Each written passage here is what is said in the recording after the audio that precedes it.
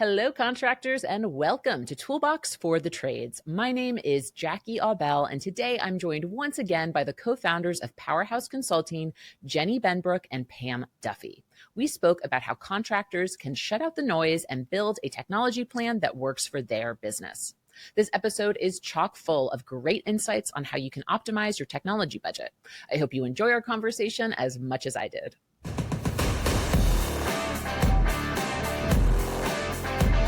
Jenny Benbrook and Pam Duffy, you are the co-founders of Powerhouse Consulting Group, a ServiceTitan Titanium partner. Today, I'm going to be talking with both of you about how to de-influence and build a technology plan that works for your business. Welcome to the show, Jenny. Why don't you say hi first so folks can identify your voices between the two of you? Hello, Jackie, and your wonderful audience of ServiceTitan contractors. It is a pleasure to be here. Thanks so much for being here. Pam, why don't you say hi? Hello, it's Pam Duffy. I'm back on Jackie's podcast. Excited to be here and excited to talk about this topic with you guys.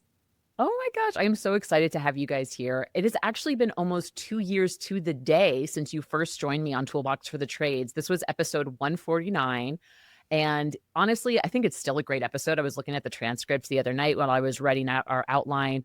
You two are two of my more favorite people to work with in the ServiceTitan landscape. I love working with you guys on webinars and podcasts. And it's been really great to see your business grow in these last 2 years. So I'm curious, I wanted to kick off the conversation with this icebreaker.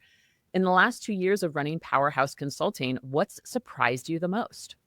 What has surprised me the most is how quickly the technology landscape has changed in our industry. When we were on your show 2 years ago, our primary focus was really native and core functionality within ServiceTitan, how to get the most out of this really great software.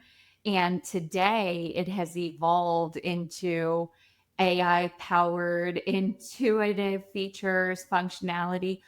But outside of ServiceTitan, an entire ecosystem of third-party tools that have really snowballed into the industry in the past 18 months or so. And so I think that's my biggest surprise is where we were feeling excited and in some cases overwhelmed by just a core FSM has now quadrupled in size with the number of tools that are available to contractors.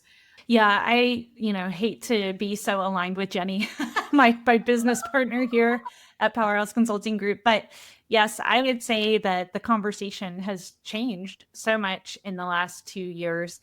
And while also being some sort of the same, but so many people are talking about how we can continue seeing more productivity and efficiency in our businesses, but the method in which people are talking about that has changed. So it used to be, hey, we really got to tighten up our workflows and our processes. And now it's how can we layer in technology to increase productivity? And so I think that has been an interesting shift. And there's a lot of overwhelm and almost exhaustion in this topic is a lot of what we heard during the trade show season. It's a lot to think about. It's a lot to talk about. And yeah, I think that has been a huge shift that I've seen over the last 2 years. I am completely aligned with both of you. I am feeling the same way, even though just through the conversations I'm having with contractors, because to Jenny's point, when we first came on our show, the focus was really on getting processes nailed down, getting standard operating procedures down. Guess what? That's still the case, but now you have to figure out how to layer in all of these new and exciting tools and figure out which work for you and which don't, which is one of the reasons why I asked you to come on this show and talk about and kind of rework the talk that you both gave at Pantheon this year. Before we get into that, I can't believe I didn't put this in my outline. We should establish who the heck you are for people who don't know. So Jenny and Pam, co-founders of Powerhouse Consulting Group, again, a ServiceTitan Titanium partner. Can you guys just tell me a little bit about the services you offer and who you work with and all of that good stuff? Absolutely. So, Jackie, as you mentioned, we are proud partners of ServiceTitan. That was our core goal when we founded and launched Powerhouse several years ago. We see this as the prominent software in the space. We've absolutely seen it change and revolutionize contractors' businesses when it's understood, implemented, and used to its fullest potential. I won't speak too much for Pam, but we both hail from the industry, built our careers serving contractors at various capacities, and have always led with the intention of how can we operationalize their businesses by leveraging technology. That has changed over the years and the decades that we've been serving contractors. But what we saw was an opportunity to provide industry backed support, that taking that core industry knowledge that we have and translating software implementation and optimization for a contractor. So how do we help educate on what software does, what it doesn't do, when is it applicable to their business? And most importantly, how do we get their teams to understand and adopt it? And that's really the winning part of the equation. First is identifying the right software, but really the most important thing is ensuring that it's being used properly. So without oversimplifying our services, that's what we're here to do, is to help contractors make sense of their software, always starting with ServiceTitan. So evaluating their use, the platform, are they using as much of it as applicable to their business? Do they follow good workflows? Do their teams understand it? And once we have that core foundation in place, we start to look outside the ecosystem, which is a lot of what we'll talk about today. Yeah, and saying that we're a ServiceTitan coach and consultant is really simplistic view of what we do. Everybody on our team comes from the trades industry. That's really important to us to have that experience. It's not just getting to know the software, it's the processes and the layer on, and really making sure that we're maximizing the use of your ServiceTitan investment and maximizing the use of your total technology investment, and making sure that you've got the right investments working for you. That's really key to what we do. Yeah. And it seems like you guys are doing a great job at it. It's been great to see all of the contractors that you've helped over the years, seeing your praises and to see you both flourishing. And so I was so excited when I saw that you were speaking at Pantheon, and I was like, oh, I got to have them back on to talk about this. So the name of your talk was De-Influenced: How to Shut Out the Noise and Build a Technology Plan That Works for Your Business. So I think we kind of touched upon it, but just to kind of get us to start from the beginning, let's get into what the meat of De-Influenced was about. In your opinion, what's the current problem with technology and how it's impacting contractors? Pam, you're smiling, so why don't you take that one first? Yeah, I mean, a huge problem that we're seeing, I mean, as much as we love these podcasts and these industry best practices groups, I mean, they're all great, but one of the main problems that leads to this feeling of overwhelm is all of this chatter that's happening in the industry of the best new product, this particular system or workflow or automation or AI tool. This is what helped me really skyrocket to my profitability. And for those of us that are really tuned in to all of these sources of information, we do want to keep a pulse on the industry. Nobody wants to miss out on something that could be game changing for their business. But what happens, or has been happening over the last year or two, we've seen it with our clients, is, well, everybody's just saying yes to everything. It's yes, I need this. Yes, I need this. I have to invest here. I've got to pay for this. I've got to buy this. This is going to fix this problem I have. And what happens is nothing is actually working for you. You're not investing any time or resources into really making any one of those things work. So just as a very simple example, something we see time and time again is contractors that have purchased add-on third-party tools to something that ServiceTitan does in the core functionality. It's completely redundant. So it's redundant spend, it's redundant energy for your team, it's extra time, it's extra complication to your business. So that is one of the key problems, but it's not the only problem that exists. But that is one of the big ones, is there's just all of this noise and this fear of missing out, the FOMO of, you're listening to all of these different sources and you're hearing, and you don't want to miss out on the next big thing. That's one of the big problems, but it's not the only problem. And Jenny, to Pam's anything you want to point, add? Yeah, just to expand on what Pam shared, serving our ServiceTitan contractors over the years, that's how we began to see this pattern. and where they were finding these new tools or pieces of tech. They were bringing them to us, to our consultants, and sharing that either they had signed up for this tool or they were looking into it and wanted an extra set of eyes or an evaluation on if it fit their business.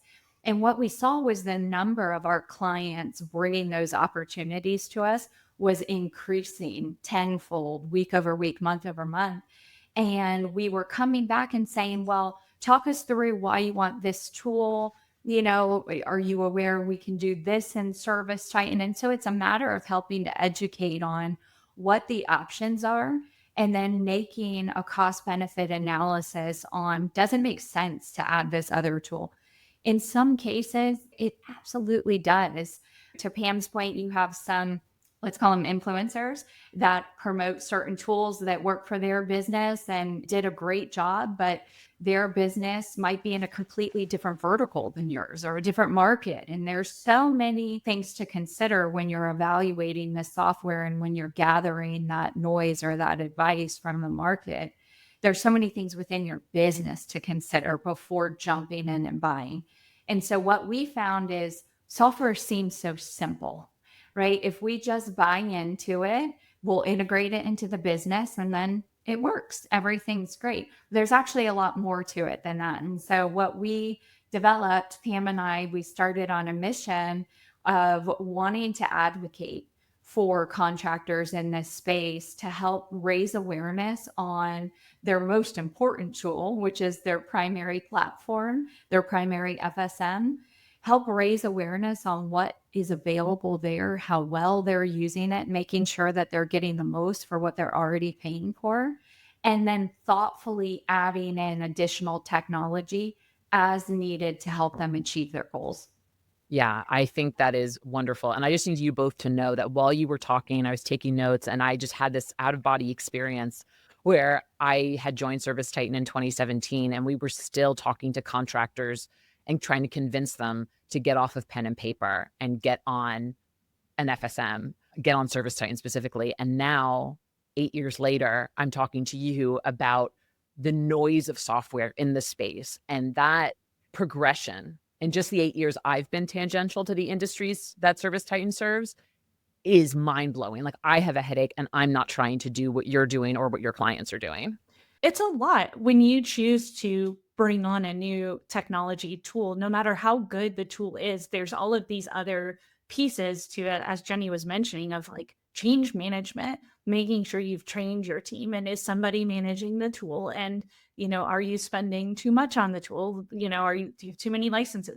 There's a lot going on. And so there's definitely some advocates, particularly the people that are the front line, like the boots on the ground, that are saying, can we just not with this technology? So I guess the thing is that as business owners, we know how valuable technology can be to a business. So it's really about how can you cut through the noise and select the right tool, implement it the right way, manage it the right way, and know when it's time to offboard a tool and switch to the next thing. Yeah, and I want to get into that step-by-step process today. Right before we get into it, though, are there any tells? I'm a very extroverted person. I wear my heart on my sleeve. I tend to say what I'm feeling, but you guys get to work with contractors from all different backgrounds, all different sizes. At this point, is there a tell where somebody's overwhelmed or there's so much noise going in their brain and you as a consultant just have to be like, hey, focus up. I'm going to help you. Don't worry. I'm curious, like, how you guys would answer that question. The easiest tell is how many different pieces of software are they using in their business. We'll probably expand on this later, but what we perceive software to do for us versus the reality. And in our line of work, we have the opportunity to speak to contractors at every stage of their ServiceTitan adoption, whether it's in implementation, post-implementation, or some of the users you signed up 8 years ago. So we work with them at all different stages, and we're able to hear their experience with the software, how it's gone since implementing it, how have they adopted it. And what we see is the contractors that had, regardless of their implementation experience, if they did not have thoughtful plans in place on how to manage the software, how to integrate it into their processes and their teams, continuously stayed on top of updates and things like that, they organically become overwhelmed. Because the beautiful thing about ServiceTitan is that it continuously evolves. It continues to grow and expand and to meet the market in new and interesting ways that we hadn't even thought of. But that also means contractors need to stay on top of it, right? Consider it like a living, breathing organism in their company. And so what we find is to not have that intentional management plan in place, it's very easy for the tech to evolve past where the company's at. And that's where we see a general sense of overwhelm. But also just, the number of tools. If you are, let's say, a $3 to $5 million shop and you're hoping to grow 20% in the next year, and you've got 8 or 9 pieces of software you're using, it's like, it's probably a little bit much for your business and where you're at today. And so sort of taking a step back, as Pam mentioned earlier, and really evaluating where that business is and what tools they actually need. That's how we can start peeling off the layers of overwhelm and get back to a place of core use and consistency. One thing that I would say in terms of people that tells that people are overwhelmed is what I call shiny object syndrome. These are the business owners or operators that they see something on social media and they screenshot it and they text it to their team. Let's look into this, right? That's a very reactive way to say, like, I am overwhelmed, because what they see is a dream, a solution to their problems. And they think this is going to solve it. Screenshot, go, send a Slack, send a text. These are the people at Pantheon that are on their phones, like in contact with their team saying, we've got to do this. I just talked to this person. And that is that overwhelm speaking. That's the business owner in the back of your head with the FOMO, the anxiety, whatever you want to call it, that you're going to miss out on whatever the thing is that could really be the solution to your problem. And again, we'll talk about this, but there's a time and a place for you to have that discussion. And the smart business owners, the ones that are really making progress in technology, they're able to have a little more discipline around that chatter in their own brain of shiny object syndrome. You can see something and say, I am interested in this, but not act on it right now. You can put it on a list to have something to investigate later. Okay, so let's get into your 5-step plan to technology strategy success. And we've alluded to some of these steps before. So we'll turn this into a conversation, but I'll make sure we hit all the steps. I'm sure you guys will too, because you're very professional. So I know step 1 is identifying your goals and your budget. So talk to me a little bit about this first step. So this is really an expansion on exactly what Pam was just laying out. And this is the key step to avoid Pam's trademarks SOS. SOS. I just trademarked it for you. It's the shiny object syndrome. But it's taking a business philosophy, Jackie, that's not new, but it's applying it to software. So really what we're inviting contractors to do is to take a business first approach to planning out the technology that they will use. So step number 1, being realistic with where your business is. That's really the key to success in all 5 steps, is understanding what size business you have, what verticals you serve, what your market looks like, what your growth goals are. That's a really important one. And we'll talk about this when we really get into the budget portion, but understanding where you are today, being realistic with that, and then where you want to grow. Once you have that in mind, you're able to sort of put blockers on, and you won't be so reactive to tools that come into the market or changes, because this is where my company is today. And I know what I'm capable of implementing or what I need, so that I'm not deviating or going with the everyday ups and downs. So you have a very solid and realistic idea of where your business is at today. And then the next portion of step number one is also being honest and knowing your numbers. This is something that I am deeply passionate about because of my background in marketing and serving contractors with very strategic marketing initiatives that really focused on a data-driven approach to demand generation. And what we looked at was understanding where the business is today, where the business wants to go, and then aligning our spend with that growth goal. Whether the growth goal is an increase in revenue, adding a new vertical, expanding into a new market, whatever that growth is, we had to ensure that the marketing strategy aligned with that growth. Consider technology just like marketing. It is a growth lever for contractors today.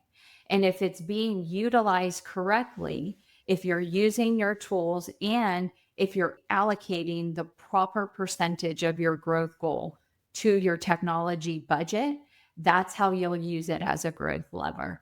For example, if you want to increase memberships this year, if that's a primary goal, a growth goal for you, what does your membership setup and structure look like within ServiceTitan? Are you utilizing marketing functionality to automate membership activity to ensure that we're increasing that exposure and revenue?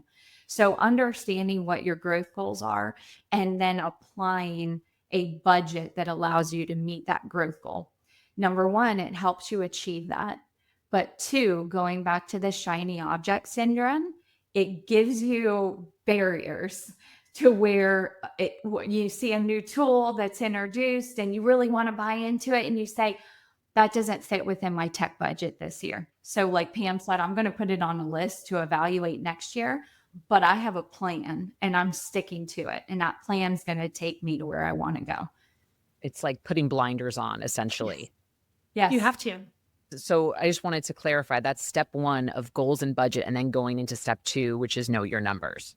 So knowing your numbers, one cool exercise that we've liked to engage in with some of our clients on the CRP side, this contractor resource planning, is asking, how much will you spend on marketing this year?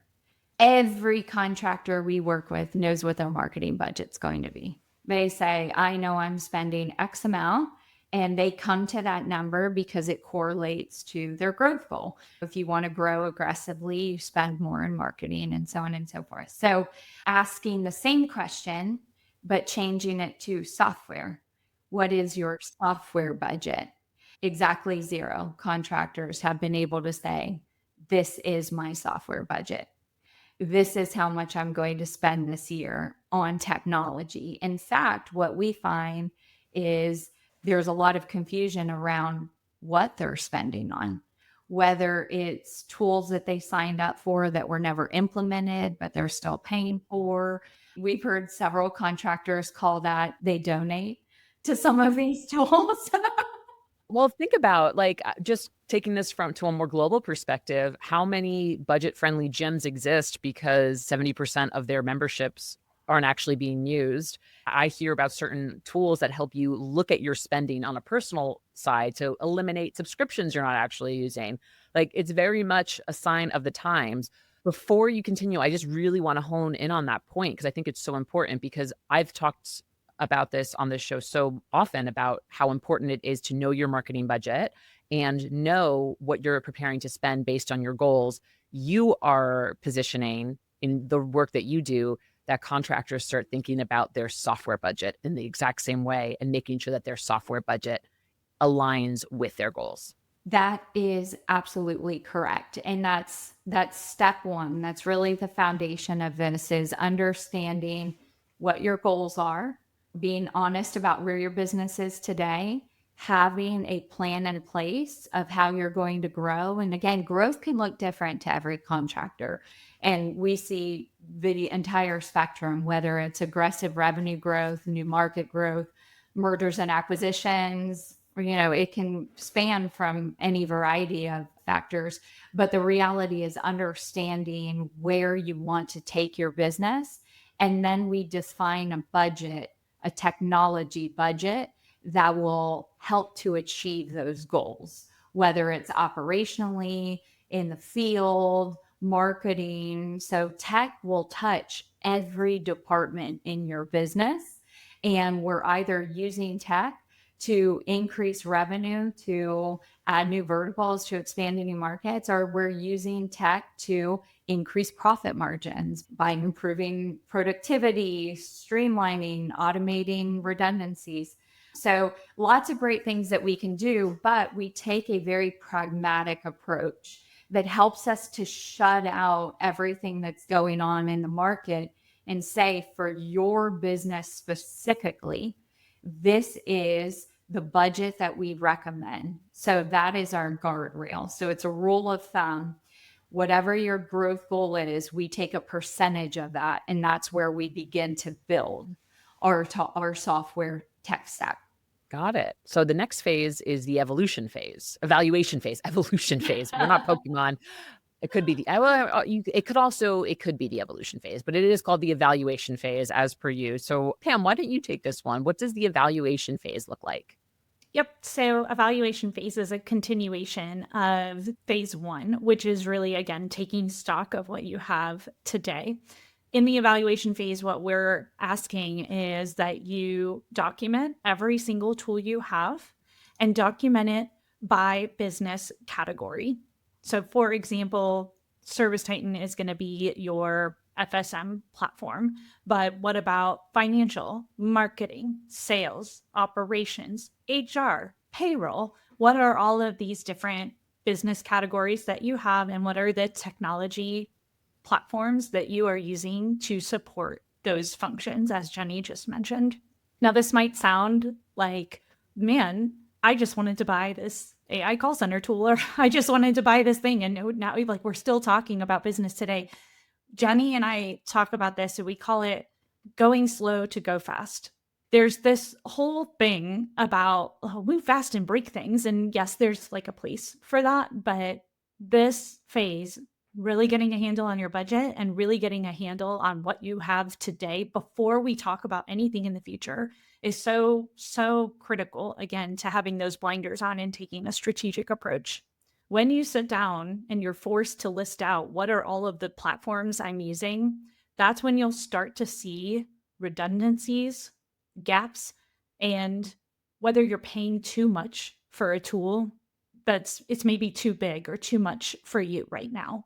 So for example, just to layer in a couple of examples here, we had a client that we did this analysis for, and when we were looking at their budget and trying to create that technology budget and document what tools that we had, we came across that they had a couple of different like PDF tools, like a PDF form filler and like a PDF signature tool, all of these things that ServiceTitan can absolutely replace.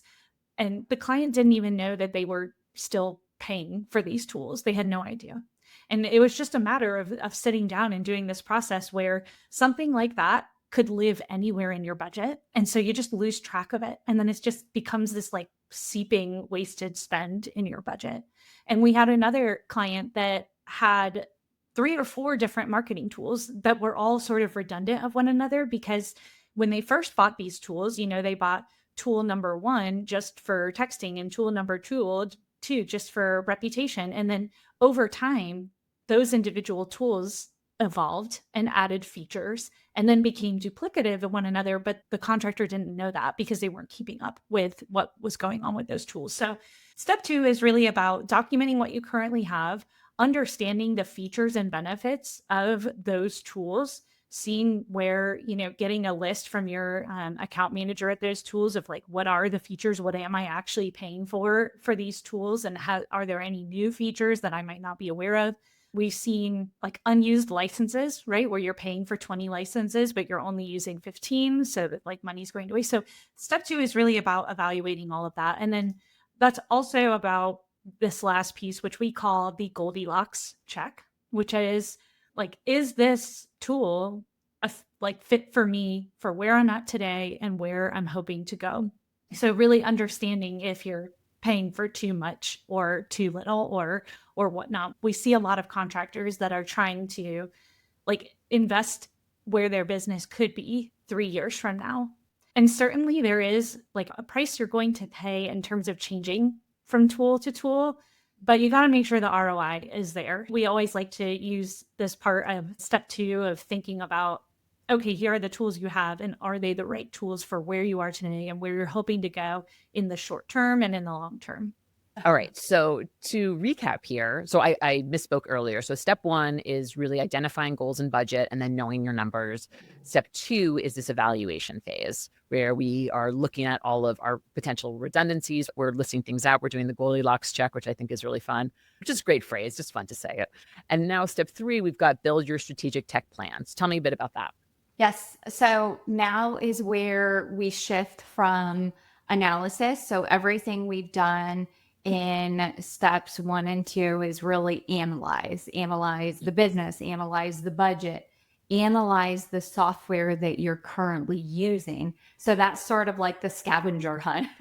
What tools am I actually using? And that's really a neat exercise that we go through with our clients because, like you mentioned, Jackie, on the consumer side, there's so many applications out there that help us to track unknown subscription costs. Well, the same thing's happening. So we go on this little scavenger hunt. So now we move from analysis and we start to take action. So this is where we're obviously the queen of analogies over here, but let's think about it like putting together a puzzle, and you want the pieces to fit perfectly. So you have to try some on. So this is where we go through a discovery phase. We understand what tools we're currently using. We've gotten real through the Goldilocks check. So what's working, what's not working. Now we can offboard the ones we've determined are not right for our business.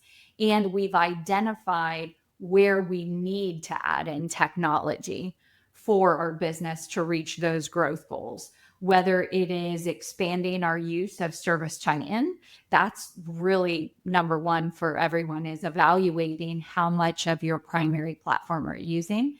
And then which tools are we going to add in to put our puzzle together?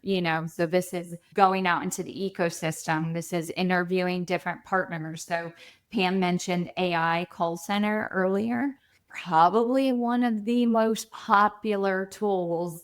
It was all the rage on the Pantheon trade show floor. And there's a lot of options out there, and there's a lot of really great options out there. And so this is where, if you can think of that analogy, which one fits in your business perfectly? Which one makes the most sense? This is where we go through that cost benefit analysis. So what functionality do you need? What are you trying to achieve? Get those questions in line and then ask them to every vendor that's providing that service. And that's sort of how you evaluate that ecosystem. Instead of listening to the next greatest thing on social or your buddy, you're making a very business-driven decision for your company. So you're going in with a solid plan and vision for what you need. It sounds like you're taking your personal bias away from it. You're setting up a system where basically your SOS, your shiny object syndrome, isn't necessarily going to get in the way and thwart you in some capacity. Exactly. And so, really breaking this down to bare bones, it's all about pragmatism. So we have built a plan. We understand where business is at, and taking away any bias or shiny object, we know this is what we need. And we're going to ask the same questions. We're going to evaluate every vendor in the same fashion to determine what's that right piece for my business. And think of it like a piece on ServiceTitan, right? Because this all, if you think about it from a foundational level, the number 1 goal is understanding how well you're utilizing your primary layer in the foundation, which is your core FSM, ServiceTitan, for example. Do you understand its full capabilities? Have you evaluated the features and functionality that come either natively or adjacent? So like a pro product available with ServiceTitan. Once you've gone through that evaluation and you're getting closer to utilizing 100% of the platform that you're paying 100% for, then you can start evaluating the market. And that's where you start finding the pieces. So think of ServiceTitan like your end pieces, and then you fill it in with your gap or with your third party tools.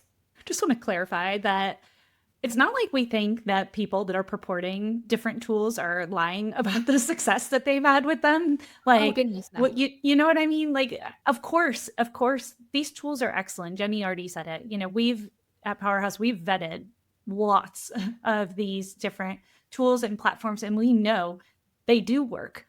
They work for the right person. They work for the right business and at the right time and the right stage in the business. So when we talk about removing bias, it's just when you hear, something that sounds interesting and sounds like it could work for your business, put it on the list to evaluate. All we're advocating for is don't let that be the only tool that you look at. Look at their competitors, like do your due diligence. And this is a lot of work. And this is the work of being an owner operator. It's a lot of work to go through and evaluate all of these. And honestly, not to tout our own business here, but like that is what we do is we've gone through, we have evaluated all of these tools and we know where it fits for what businesses, in what trades, at what stage of business, and at where they're going to grow. And we really don't have any stake in, you choosing which tool other than helping you choose the right tool for your business. That's where we come in as the sort of independent third party, is trying to help you cut through that and help take some of this work off your plate of evaluating all of these different tools.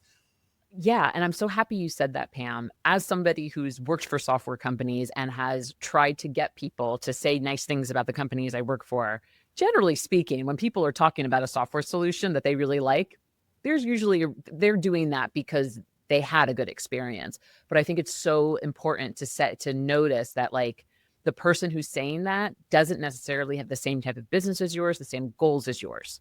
And so you have, for every good piece of feedback you get on a new software, a new shiny object, you always have to do this due diligence to make sure that it fits right into your puzzle. So talk to me a bit about step 4, and maybe we can get into step 5, which is also regular reevaluation. So take it away. This is what we call the forgotten path. And before going too deep into it, I want to sort of explain the state of technology, how we see tech, because I think when we break it down into perception versus reality, it helps to connect the dots between software evaluation, implementation, and then the forgotten path, which is continued management. When we think about technology, what we believe is that when we adopt software, when we adopt tech, whether it is a field services management platform or a marketing tool or an AI bot, we correlate that with increased efficiency. So technology equals efficiency, whether it is cutting down on redundant processes, automating parts of the business, maybe increasing conversion rates, whatever it is, that's what we believe because that's what tech promises us. But the reality that we're seeing with tech, especially in our industry, because in large part, we're an industry of owner operators. That means most owners are spread very thin, and you're running HR, payroll, insurance, you're running jobs, measurement, all of that. So to think about a tech strategy, it's enough just to imagine evaluating the tech that you need. But now to imagine, how do I implement it? How do I ensure my team is using it and all using it the same way? And then once I've got all of that down and I'm confident, I got to go back because they just released something new or they got a new feature out. And that's, again, it's what makes tech so exciting, but it's a continuous process. And so I think I mentioned this earlier. One thing that we like to say, and we've tried it on a couple times and I think it resonates, is to consider tech in your business as a living, breathing employee. When you onboard a new employee, of course, you go through their resume, you call their references, you determine they're the right fit for the role. So you've done your evaluation. You would never take that employee on day one, sit them at their desk and say, Good luck. I hope you do everything you promised you would do. No way. You've got an entire onboarding plan. Maybe you have, doing ride alongs with techs or shadowing calls with the CSR, whatever it is. You have a very thoughtful onboarding plan for that team member. And then you continuously evaluate them to ensure that they're doing the job they're being paid for. Take the same mentality with tech. And this is number 4, the forgotten path. Don't just think I've evaluated it. It fits in my budget. It does what it says it's going to do. I'm going to implement it and then my work's done. Consider it an ongoing breathing organism where you're going to monitor it after implementation. You're going to make sure it's getting along with all your other teammates. And if not, where do we need additional training? You're going to evaluate it on a continuous basis to determine, is it still being used correctly? Can I trust my data? Have there been any new features or updates that I need to consider? So taking that mentality toward tech can sort of help normalize the amount of work that is actually needed to get to that state of efficiency that technology promises, instead of a perceived efficiency where we just think we're getting what it promises. So there's really a tremendous amount of work that comes. And that's where we started with Powerhouse, to be honest, is serving contractors who wanted to continuously get the most of ServiceTitan. They aggressively wanted to use this software for all of the benefits that it was promising, and they would bring us on as a third party to help get them there. Because seldom do companies have the sort of internal resources necessary to take full advantage of all of these tools and to continuously monitor and stay on top of them. And that's where third-party services can really benefit a company.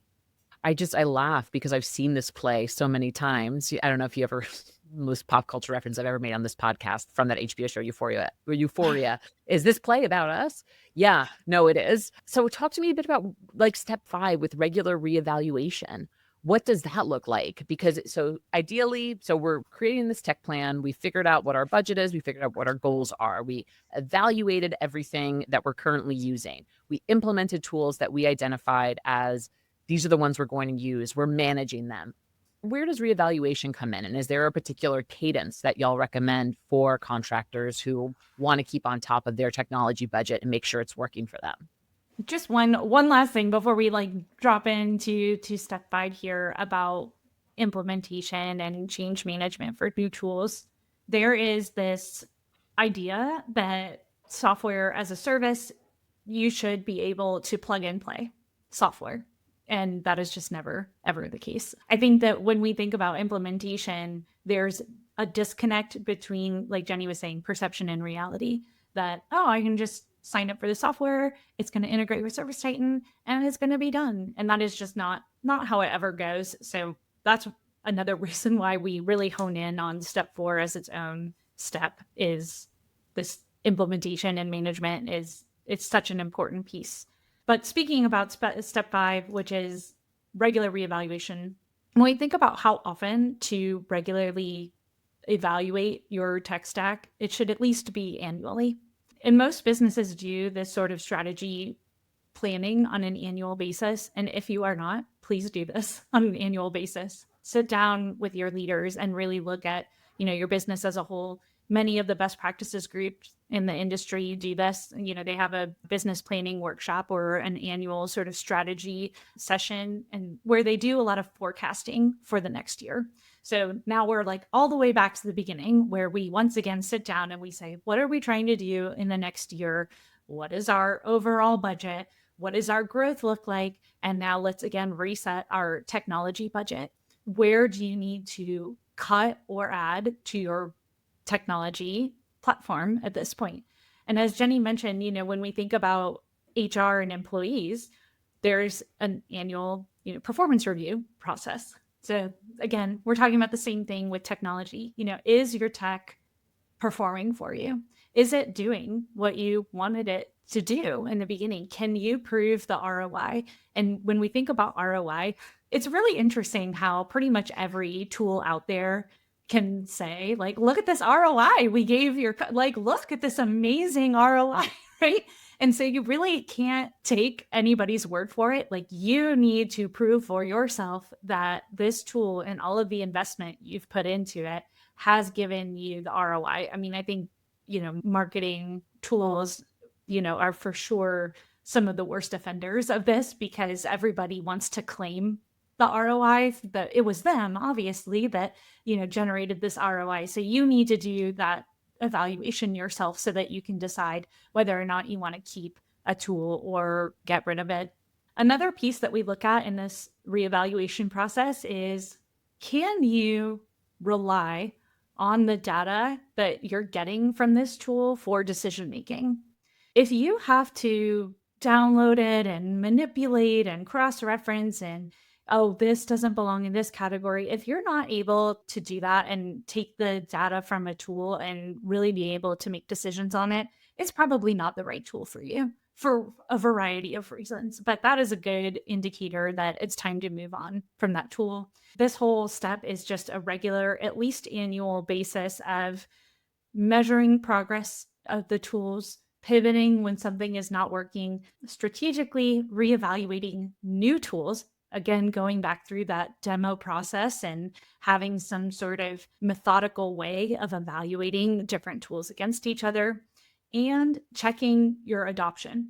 What we look for is more than 70% adoption of any product that you're set up with. So when we look at a contractor here at Powerhouse that's come to us for help with ServiceTitan, we try to get them at least to that 70% product adoption.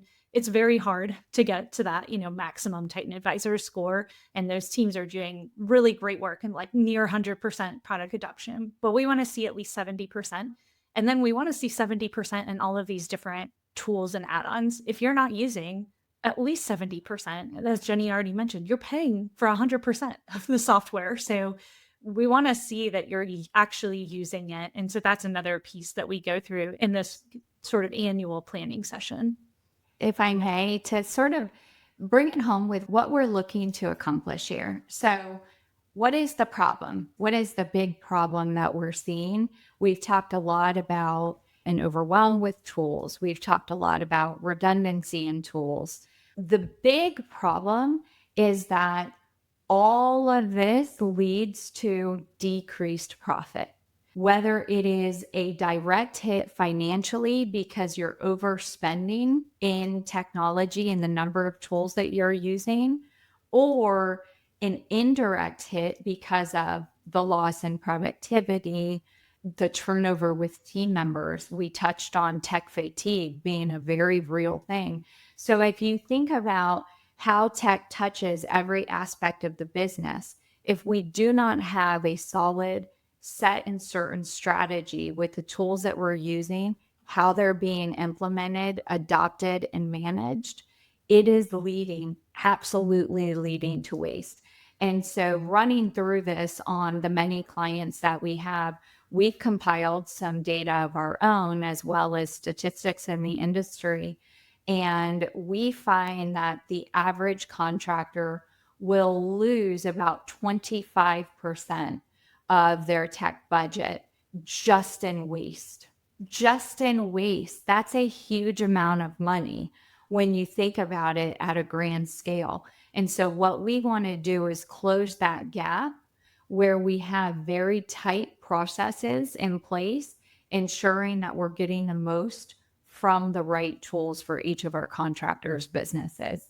So I'm sure your listeners can appreciate it's a big process. I mean, even this in itself is a very big process. I foolishly thought that I'd be able to bing, bang, boom through this topic in about 30, 40 minutes. And this is going to be one of the longest episodes we've done in a while, which I'm happy for, because I think this information is so important. And personally, I think from the ServiceTitan point of view, I've been beating this drum on the show since we started. It is so important when you first onboard with a giant tool like ServiceTitan or any AI tool that you have people to support you through the adoption, implementation, management of it, or else you're wasting it. And so you are echoing a message I've been saying on this show for so long. This episode will likely air at the beginning of 2026. And as we look at this kind of tech fatigue in the industry, all of these shiny new objects, I really hope that our listeners take to heart what you both got to share today, because it is so important. And as I said, we're so over, and I appreciate you both so much. I had so many other things I wanted to talk to you about. Do you have any final words? You already wrapped things up beautifully, Jenny, but is there anything either of you would like to say to just put an extra special bow on today's episode? I'll just say that Jenny and I and our entire amazing team here at Powerhouse, we are all so passionate about this, about helping contractors get the most out of what they are investing in terms of technology. This is literally why we started Powerhouse, was because we saw contractors wasting their spend on ServiceTitan.